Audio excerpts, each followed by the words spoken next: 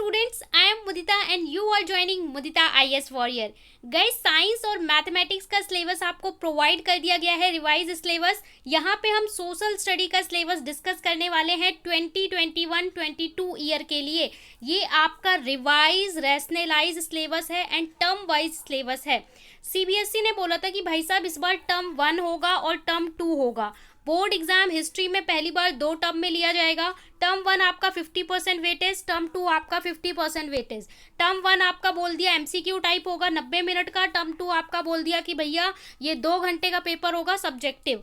Term 1 आपका होने वाला है, बच्चे बार बार पूछ रहे हैं फिर से बता दूं, टर्म 1 आपका होने वाला है नवंबर एंड दिसंबर में, और टर्म 2 आपका होने वाला है उधर मार्च एंड अप्रैल में। जो आपका फाइनल एग्जाम का टाइम होता है उस टाइम में टर्म 2 होगा और नवंबर दिसंबर में आपका टर्म 1 होगा। तो you have to focus on term 1। अब चलते हैं सिलेबस की तरफ कि टर्म 1 में आपको क्या सिलेबस दिया है। अभी सिलेबस देखोगे तो आपको थोड़ी सी खुशी होगी हिस्ट्री का सिलेबस देख के। क्यों होगी वो भी आपको पता चलेगा। देखिए टर्म 1 की अगर हम बात करें, India and the contemporary world, यानी ये बात हो रही है हिस्ट्री की। ओके, हिस्ट्री की बात हो रही है। यहाँ से आपका आएगा 10 मार्क्स का। इसके अलावा आपका यहाँ पे बोला जा रहा है कंटेम्परेरी इंडिया, यानी कि ये बात हो रही है ज्योग्राफी की। ज्योग्राफी आपका आएगा 10 मार्क्स का। डेमोक्रेसी सिविक्स आएगा 10 मार्क्स का। इकोनॉमिक्स आएगा 10 मार्क्स का। आपके पास 4 बुक हैं, सिंपल कैलकुलेशन है, हर बुक से 10 मार्क्स का आएगा टर्म 1 में। टोटल मार्क कितने हो जाते हैं? 40 मार्क्स हो जाते हैं।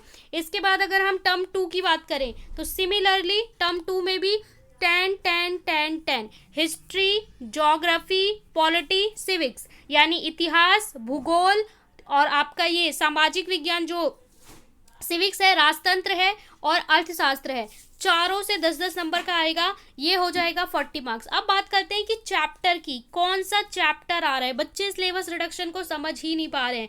देखिए साइंस और मैथ्स में आपको चैप्टर नहीं हटाए गए हैं, टॉपिक्स रिड्यूस किए गए हैं। तो बच्चों को लग रहा है पूरा सिलेबस है, टॉपिक रिड्यूस किए गए हैं। अब हिस्ट्री में देखेंगे तो आपको मजा आएगा। हिस्ट्री में क्या है?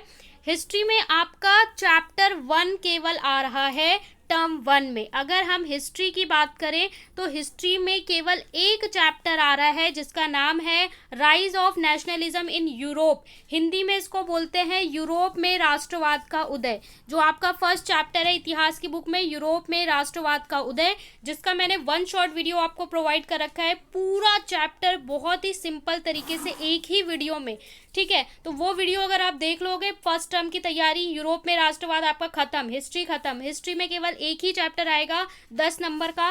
टॉपिक है देखिए rise of nationalism in Europe. यहाँ पे फ्रेंच रिवॉल्यूशन, जो फ्रांस की क्रांति पढ़ के आए थे ना क्लास 9 में, उसके बारे में थोड़ा सा 10th में भी बताया गया है, उस चीज़ को करना है। उसके बाद नेशनलिज्म कैसे यूरोप में डिस्ट्रीब्यूट हुआ, कैसे फैला नेशनलिज्म। एज ऑफ रिवॉल्यूशन 1830 से 1848 का जो पीरियड था यूरोप में, वहाँ पे क्या क्या चीज़ें हुई, वो सारा पूरा आपको पढ़ना है। Making of Germany and Italy, Germany और इटली किस तरीके से यूनाइट हुए थे, किस तरीके से बने थे इंडिपेंडेंट कंट्री।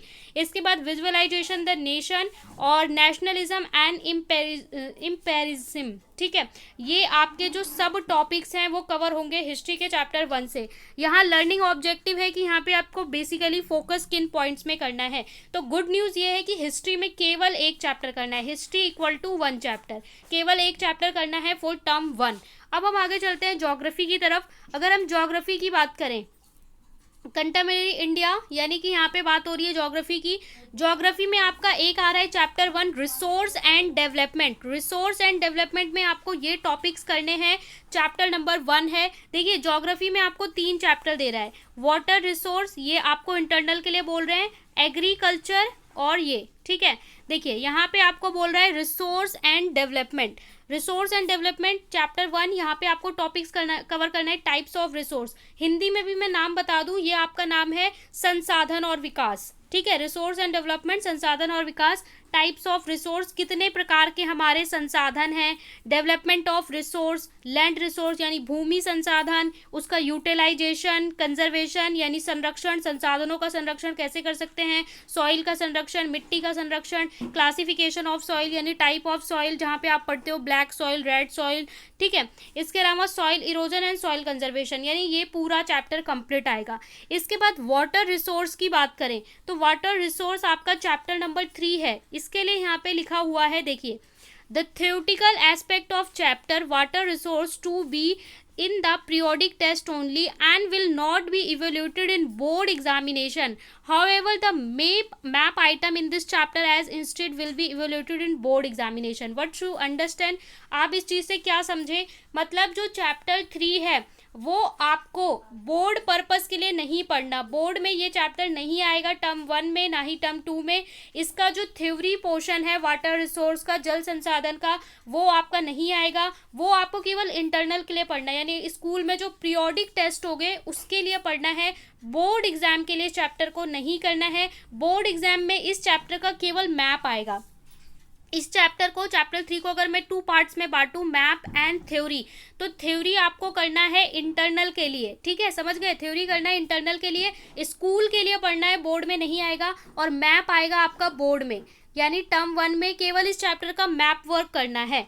इसके बाद हमारा जो अगला चैप्टर आएगा ज्योग्राफी से, वो है agriculture, types of farming, cropping pattern, technology. ये आपका चैप्टर है कृषि, ठीक है, हिंदी में चैप्टर 4 है कृषि। तो ये आपके 2 चैप्टर हैं। तो यहाँ से हमने क्या समझा कि ज्योग्राफी में हमें चैप्टर 1 करना है और चैप्टर 4 करना है, ठीक है, और चैप्टर 3 का केवल क्या करना है? मैप वर्क करना है। हिस्ट्री में केवल 1 चैप्टर करना है, ज्योग्राफी में चैप्टर 1, चैप्टर 4 और 3 का केवल मैप वर्क करना है। अगर हम अगले चैप्टर में चलते हैं, अगले सब्जेक्ट पे चलते हैं, पॉलिटिक्स पे चलते हैं, यानी सिविक्स पे चलते हैं, तो यहाँ पे है पावर शेयरिंग, जिसको बोलते हैं हिंदी में सत्ता की साझेदारी, ठीक है, हिंदी में क्या बोलते हैं? सत्ता की साझेदारी। तो ये आपका चैप्टर है पावर शेयरिंग, ये आपको करना है। इसमें से केस स्टडी आपका आएगा, केस स्टडी आएगा श्रीलंका और बेल्जियम का। पावर शेयरिंग क्यों डिजायरेबल है और फॉर्म्स ऑफ पावर शेयरिंग की फॉर्म्स क्या हैं, ये 3 टॉपिक आपको कवर करने हैं। फेडरलिज्म, यानी इसको हिंदी में बोलते हैं संघवाद, इसमें से भी आपके 2 चैप्टर आ रहे हैं टर्म 1 में, पावर शेयरिंग एंड संघवाद और सत्ता की साझेदारी। फेडरलिज्म होता क्या है, इंडिया में फेडरल कंट्री कैसा है, हाउ इज फेडरलिज्म प्रैक्टिस्ड, कैसे संघवाद को प्रैक्टिस किया जाता है, ठीक है। संघवाद का मीनिंग वही होता है कि पावर जो है अलग अलग लेवल पे डिस्ट्रीब्यूट होती है।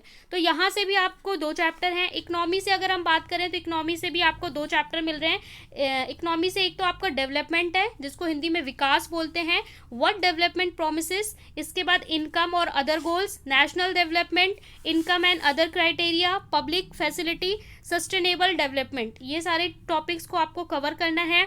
देन आपका जो नेक्स्ट चैप्टर है वो है सेक्टर ऑफ इंडियन इकोनॉमी, यानी भारत की अर्थव्यवस्था के क्षेत्रक, अर्थव्यवस्था के क्षेत्रक। तो यहाँ पे sector of economic activity, company of 3 sector, primary, secondary, tertiary, यानी प्राथमिक, द्वितीय, तृतीय क्षेत्रक के बारे में आपको पढ़ाया जाएगा। प्राथमिक में आप क्या करते हैं? कृषि करते हैं, यहाँ पे इंडस्ट्री होता है, और टर्शरी में क्या होता है? सर्विसेज, यानी सेवा क्षेत्रक जिसे कहते हैं। Division of sector as organised and unorganised sector in term of ownership, public and private.